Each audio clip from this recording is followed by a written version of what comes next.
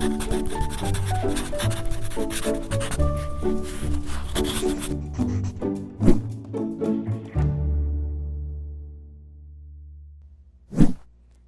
I'm Dawn Durham, and welcome to PaTTANpod.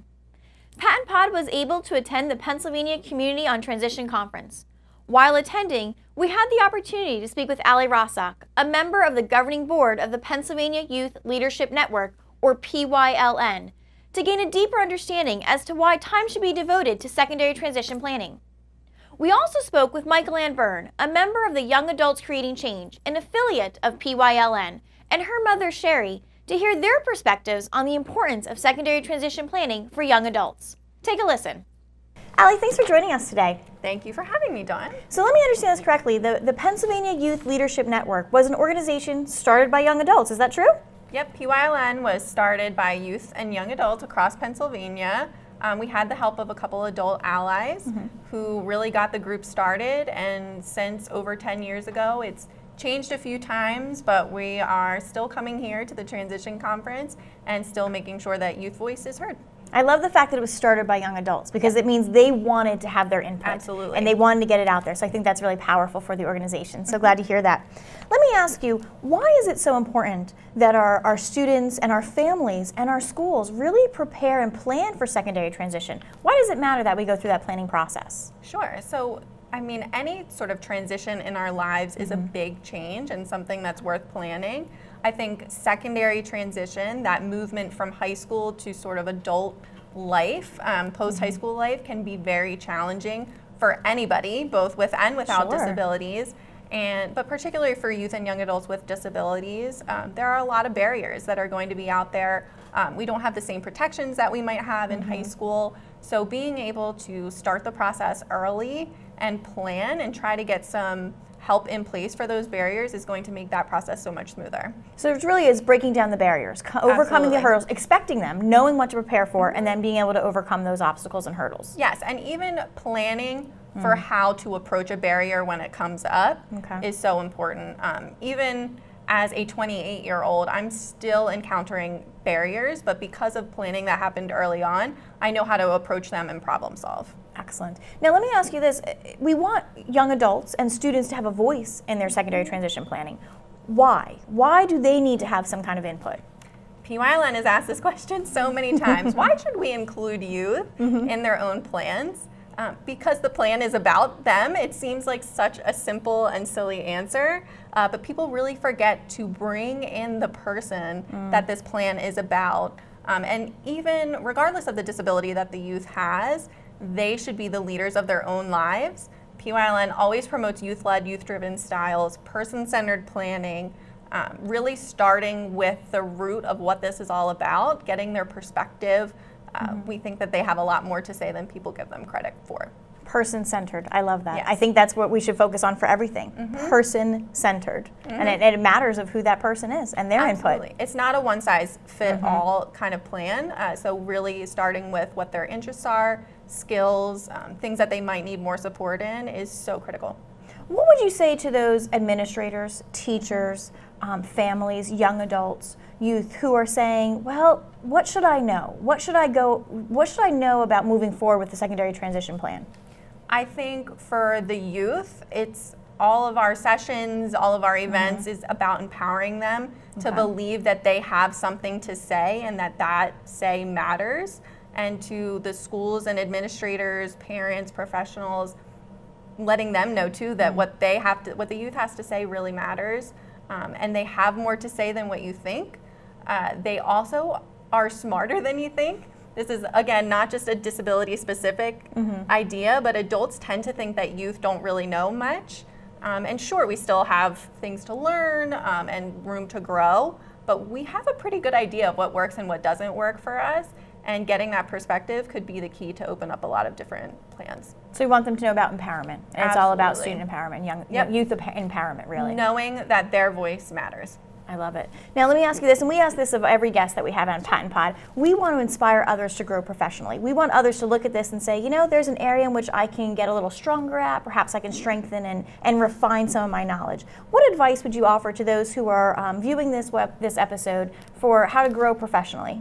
Sure. So being a little biased, coming from PYLN, I would want everybody to grow in their knowledge of youth empowerment and the different types of agencies and organizations out there, not just PYLN, that are promoting youth empowerment and youth voice, to figure out how they can help the youth that they're working with be more empowered, be better advocates for themselves, and really solidify what they're doing in their plans. So really know what's out there. Absolutely. Understand the organizations that are available, so that if you feel you need more information, or you have a family or a young adult who you feel could benefit from some of that, being able to reach out and know who to go to. Absolutely, and it's not just about tangible resources that people tend to search for, but individual development and growth, specifically in leadership. So a network of your peers. A Pennsylvania Youth Leadership Network. Even better. Yes. Well, thank you, Allie, so much for talking with us today. you. We appreciate you taking time away from the conference to sit down with PaTTAnpod. We're so happy that you did. We're happy that we were able to come here. MichaelAnn shares her own experiences with secondary transition planning and why her voice matters. Thanks both of you for stopping by PaTTAnpod today. Thank you for having us. I want to talk a little bit about why it's so important to plan for secondary transition. Why is it important and necessary to kind of go through those steps to know what's coming next? Did you want to answer first? Do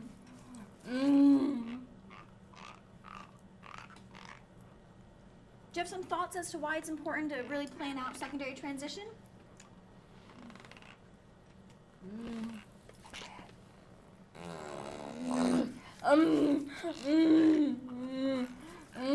Go ahead.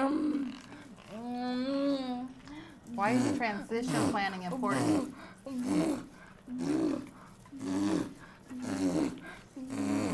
You want me to go first? Well, I think it's important because people need to know what's next, what's coming next. Life doesn't stop after high school, does it? Life keeps moving, you know, we just don't stop. People need to know what's going to be happening. How you prepare, they need to be prepared for transition. They need to know what's happening. Because if people don't know what's happening, their life is just a void. They don't know what's going to be happening. Things are just going to stop for them. You know, they have to know. It has to be scary not to know what's coming next. Sure. That's I think for everyone, right? Is when you don't know what's to prepare for, it is a little bit anxious. It's a little apprehensive. But that you made a good point. That life doesn't stop after high school. We have to continue on to move forward and continue on. So I mean, we prepare for that. With regular education, you know, they're planning transition pretty much all through high school. And we need to make sure we're doing it with other children too. Did you want to say something now? Go ahead. Yeah, please. Transition planning is important because life doesn't stop after high school, and we need to prepare for it so we can live life to the fullest. The transition from high school to adulthood is scary. If we don't know what to expect, how to deal with the changes, and learn how to do things more independently, we won't be successful in our adult life. So it's really being able to live to the fullest is what MichaelAnn is saying here, and really know and be prepared and excited for what has to come versus being anxious. So let me ask you this, and MichaelAnn, this might be more specifically for you. Are you listening? Why do you feel it's so important to have your insight and your input into your transition plan? Why is it so necessary for students to have a thought and be a part of that transition process planning? Why is it important for you to prepare for transition? Go ahead. I know you have a lot to say. You do, and your input is probably the most valuable on this because you are a young adult who has gone through this process, and the planning has certainly been important and effective. You have a lot more to say right now, don't you? Why don't you? I don't think it went, honey. You got to do it one more time. Go ahead.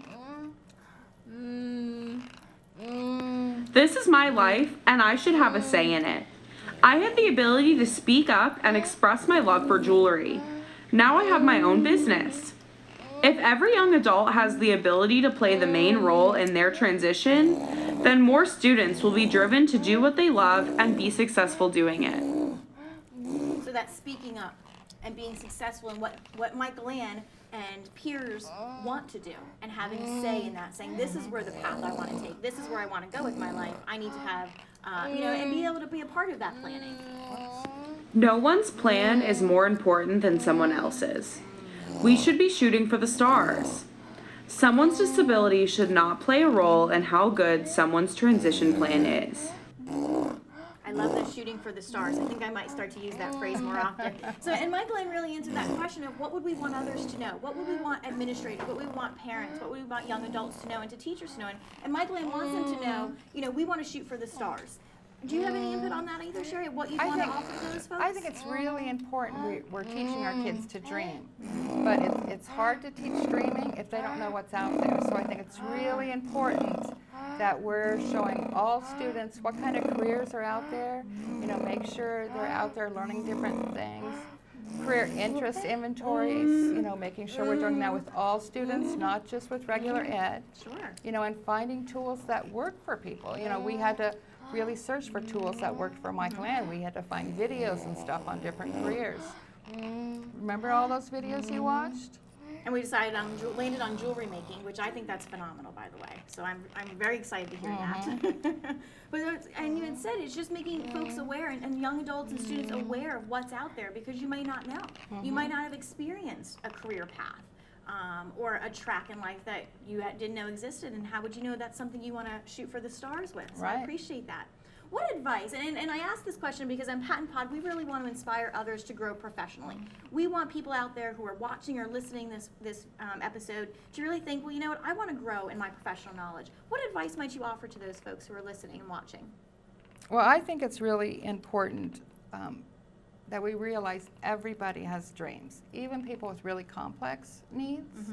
MichaelAnn has some really complex needs, and it takes a lot of time and effort to help people discover those things. And I think we need to put that work in. We need to make sure everybody has a voice in their life, and that we're helping them discover those things. Did you want to say something? Some advice you might offer to those in the field.